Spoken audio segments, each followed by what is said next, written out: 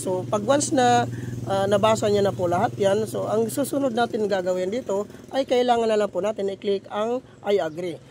Click po natin ang user type transactions. Then dito, mamimili naman po tayo dito, which is ang pipiliin po natin dito ang Filipino Citizen Executive Order 98. Then click po natin yung OK. Dito naman po, taxpayer type. So ganun din ang ilagay natin. Executive Order number 98. Then, click po natin OK. So, dito naman po, kailangan natin itong fill upan.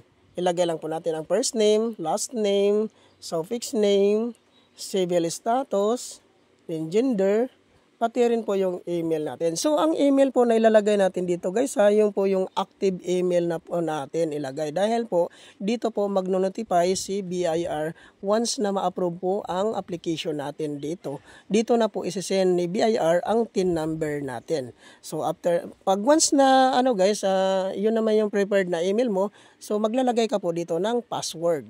Ito po yung gagamitin natin pag once naka-create na po tayo ng account dito sa Oros. So, okay na po yan. Pag nalagay natin yung password, click po natin yung I'm not a robot. Then, click po natin ang register. So, dito po nakalagay dito, magsisend daw po ng OTP po si BIR po sa email po natin. Waiting na lang po tayo guys na mag-email po si BIR sa atin. So,